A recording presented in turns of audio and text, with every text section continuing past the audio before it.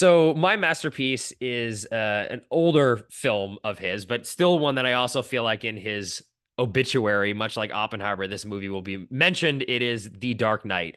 So this is a film from 2008. Plot summary: when the menace known as the Joker wreaks havoc and chaos on the people of Gotham, Batman must accept one of the greatest psychological and physical tests of his ability to fight injustice. So the second movie in his Batman trilogy.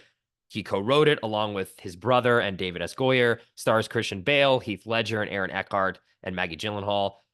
Michael Caine as well. We have to mention he's in most of Yep. Nolan's movies in some way, shape, or form. So this movie, like I hinted at before, my love of Batman and the character of Batman, and I've always loved the comics, and I appreciated the Tim Burton movies too, and the Batman TV show. I mean, the great thing about Batman is he can be done in so many different ways. He's a sort of a way to express a lot of different ideas through the channel of Batman in this world.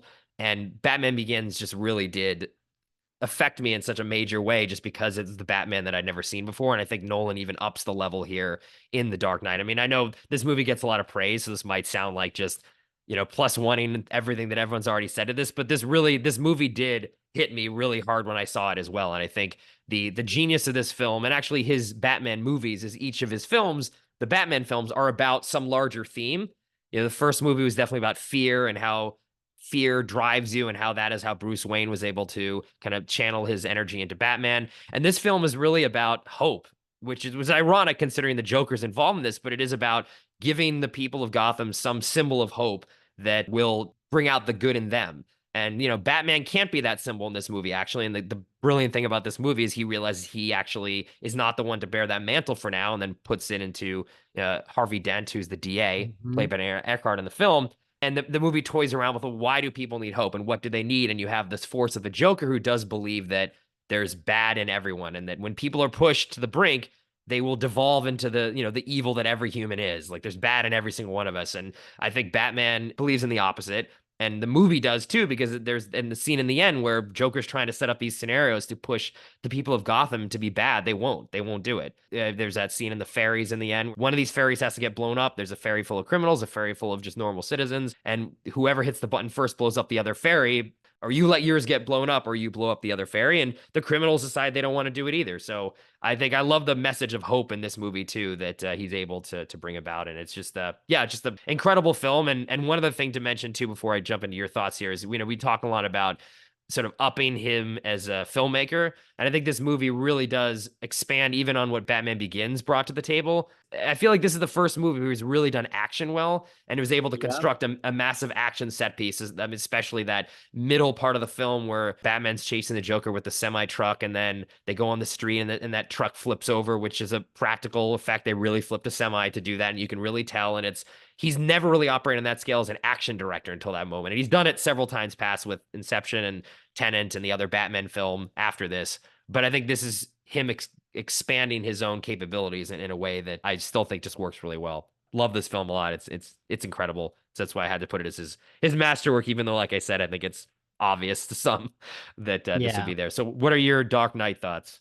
Until Oppenheimer, I probably would have said the same, I think, because for all the reasons you said. But then, and I guess I should say that I put this movie as my wild card, which I Mm, think is sort of laughable that a big giant movie like The Dark Knight is a wild card because people normally associate the wild card for something that's smaller and hmm but I do think that this is a pretty big risk. It's hard to imagine. Like, we live in kind of a superhero, or I should say, like a post superhero movie world now. hmm But it all started here. Like, before this and this time, people were not delving into this material with this level of seriousness and craft.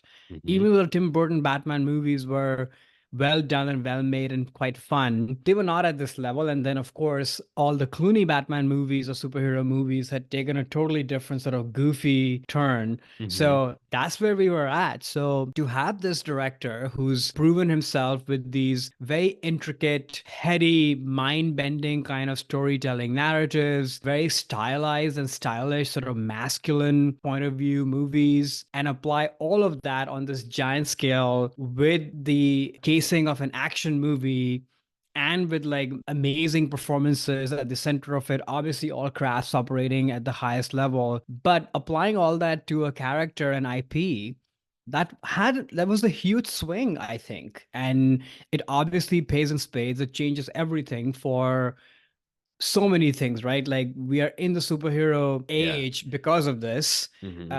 The Oscars changed their best picture lineup to a 10 because of this, because this movie misses. And then, like I was hinting at earlier, that I think it's this movie that puts Nolan in a totally different trajectory. And it's after this movie then we start to go bigger and bigger, and scale is higher, and the mind bendiness is higher, all of that, right? Up till this point, to me, he's still operating at a slightly smaller register. And things could have stayed in the prestige lane or the memento lane, but Hmm. I think it's this movie that catapults him. And I don't know if it was strategic or not, but at least it's smart and earned that he did this to IP. Like again, it was a risk then. Now this feels kind of a tried and tested thing that okay, apply your own sensibility and point of view to a character or IP that everybody is aware of. So you're going to get people in spades because Hmm. people care and love about this, but then they're going to come. You're going to have a lot of exposure, but if you deliver, that's just going to be 2 plus 2 is going to be 10. And now we know this. The Joker movie did that, the new Batman movie also did that, and there are many examples of that, but this had not been done then. So it's obviously a landmark movie.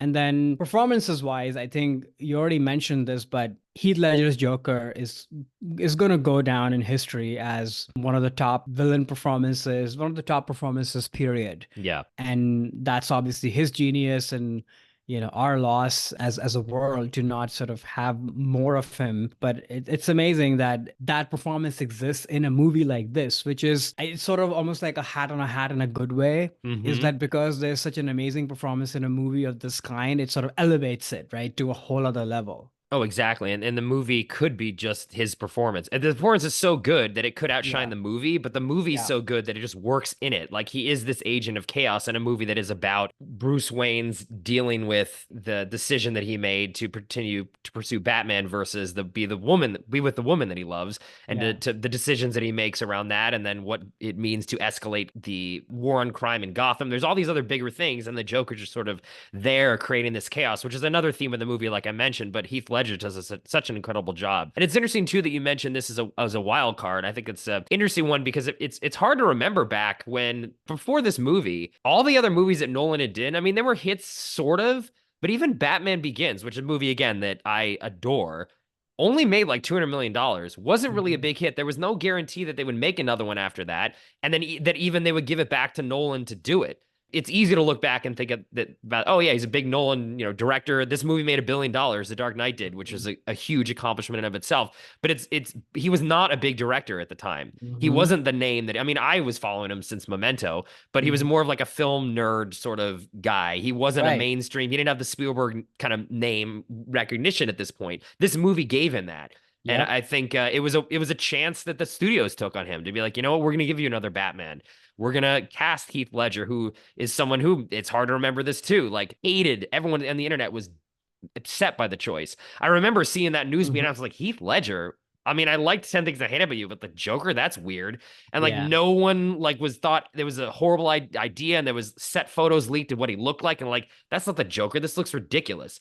And there was so much hate towards that casting choice. And then immediately the second the movie came out, you're like, you forgot that that was Oh. controversial at all, but it was a wild card in so many different ways. So I think I love how that was the film that you want to this is the film that you want to bring over to the wild card state. And because it worked, it gave Nolan the blank check to kind of go on and make Inception and to do Mhm. things on a scale with original ideas. The Mhm. Interstellars, the Inceptions would never have happened. Tenet No. never would have happened without this movie being as good as it was and then delivering critically and commercially especially.